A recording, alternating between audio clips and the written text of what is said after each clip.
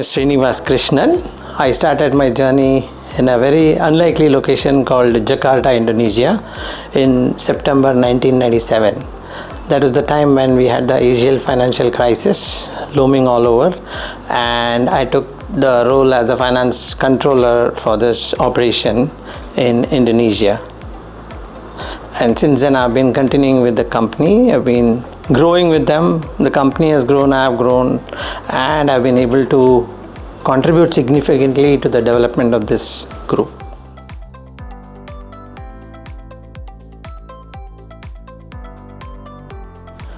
Well, service industry per se is always innovative because things get commoditized very soon.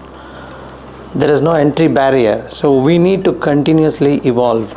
So when it comes to service, we try to segregate the whole level into criminal, basic, expected, desirable, surprising, and unbelievable.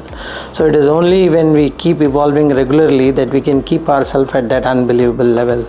And because of that, the company has reinvested a lot in innovating different elements of service, including the way people are trained, including the way we go about attracting customers and exceeding their expectations. As a result, what's happening is most of our customers have become our ambassadors. They refer us to others. They talk about our service and they become our marketing channel for us to grow. And that's how we've been able to grow our business worldwide in the last 60 years. Incidentally, we are in the 60th year of our operation. Not many companies which started 60 years are continuing to function progressively like we do. So the group chairman and the board have always been focusing on what is the next big thing that we need to involve in so that we can put it into practice and give what the customers want.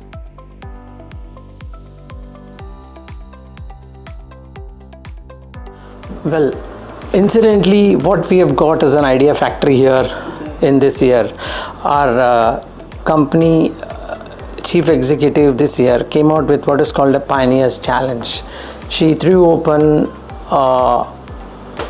a program where everyone in the company were allowed to come out with their concept of what we need to do to grow Crown's business over a 5-year strategy, what we call it as 45 by 30. So what they did is they selected a set of panelists called the Innovators Panel, who were all holding future prospects to grow our business. Then each country were given a point in time before which they could submit their idea either individually in the form or in the form of a group. There were 29 ideas which were screened. Eventually they were filtered down to 9 of them, and they were made to present these ideas in the form of a concept with a business plan to the board of directors and the executive leadership team of Crown Worldwide Group. And based on their voting and evaluation, 5 of them were filtered down. Eventually there were 3 winners, one from New Zealand, one from India, and the third one from Mexico, which is going to be taken up as a proof for development further in other areas of Crown. So this has been a regular journey for us, and while the company started 60 years back, every now and then ideas have been encouraged and they have been sort of adopted in the business depending upon the commercial viability.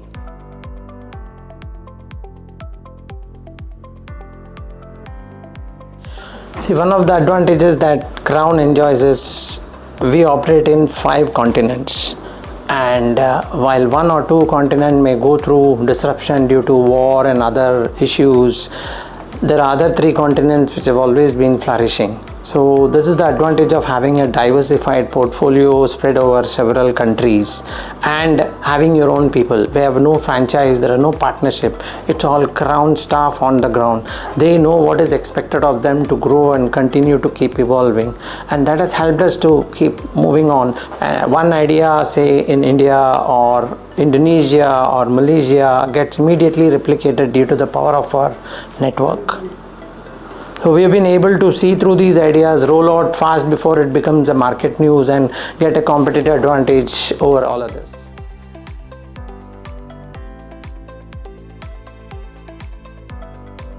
We have a group risk officer based out of Los Angeles. He keeps tab of every issue that's going on, any social media negative news that is attempted by any shenanigans or even aggrieved customers. He makes it a point to immediately go to the relevant country manager and ask them to delve into it, find out the root cause and thrash it out. So it's not that we have not had problems before, but then the pace at which the culture of the company tries to resolve it ensures that we are always staying ahead of the game, because we know it takes years to build reputation and probably a nanominute in social media to lose it. So we are quite wary of this, and our group risk office takes care of this.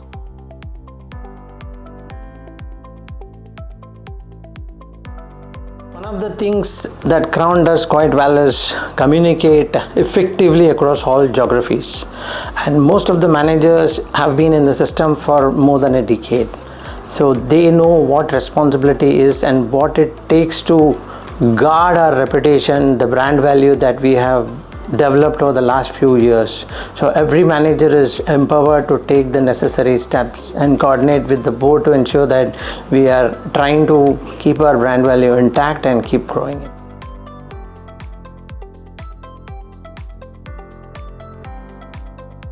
Well, today in India especially, there is a separate set of standards set for customers and separate set of standards set for employees and service providers.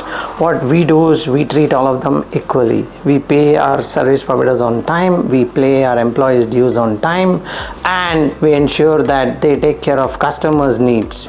So if you are able to take care of every stakeholder's needs without trying to segregate them in terms of treatment as compared to shareholders and customers, that resolves this dilemma of what sort of impact will it have. For example, during the pandemic, we did not fire any employee, we did not lay off any employee, we did not even defer the salary of any employee, we did not defer the dues of any of our service providers. For example, the premises in which we are sitting now, the service provider who was giving this building on lease, he was paid on the 7th of every month. So when we reached a point where we needed only 60% of this area for us to operate effectively, he came forward and informed us that we can continue to pay only 60% for 3 years till this impact of pandemic was set aside.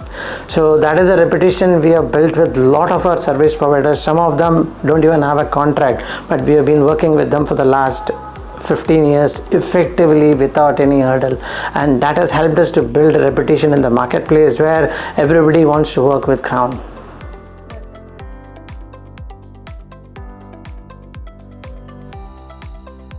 Well, if you see in the last 60 years that Crown has been operating in this universe, technology has always progressed and evolved. We have not gone after technology. What we have done is we have tried to reframe the way we work and operate. For example, in 1997 when I joined Crown Indonesia, I can see a scene where a crew member was sitting on top of the truck and he was shouting out the code number of the boxes that we were putting in. Today what we do is we have an RFID which is helping us to essentially count all the boxes that go into a truck in nanominutes. So while we have grown exponentially, we have kept pace with technology. So AI is another such technology which we are trying to embed into our system, which can reduce the manual work and helps us to keep up the growth engine that Crown has been known for in this universe. Well, eventually AI has got impact on information, and we have got a separate steering committee in the group for driving information management innovation. So a section of our team members in the steering committee are looking at how AI can be embedded into the overall business. For example, we have got a product called FEDoc which helps us to onboard customers all over, onboard employees into the overall company systems. We sell it to the customers. We have built AI into it with a bot which will help the HR guys to maneuver through the whole system without clicking too many buttons. So that's one example of how AI has been embedded. Well, if you see, any technology that has come through has always coexisted, provided you work around it instead of treating it as something special. So you can't keep away the human-centric approach to business. You need to ensure that we work human-centric approach vis-a-vis AI in such a way that both of them coexist. AI will never replace human, but definitely you need to reframe the way you're going to put your systems through so that we can capitalize on the use of AI, as Crown has always done with several other technologies that has evolved in the last few years.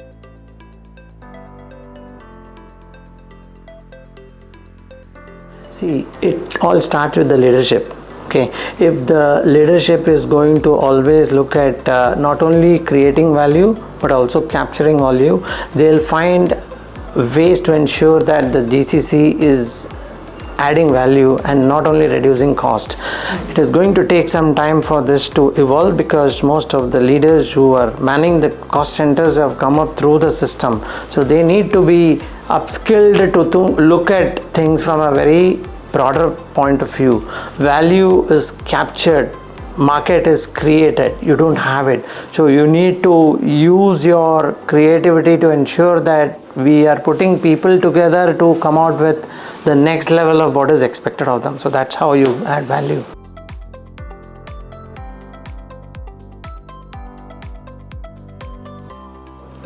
Well, in the service business, everything starts with people and ends with people. So make sure that you have the right people, give them the freedom to express, upskill them, make sure that their knowledge, their abilities and their skills are always kept updated to the next level, so that competence of an organization for which they work for is always on a premium level.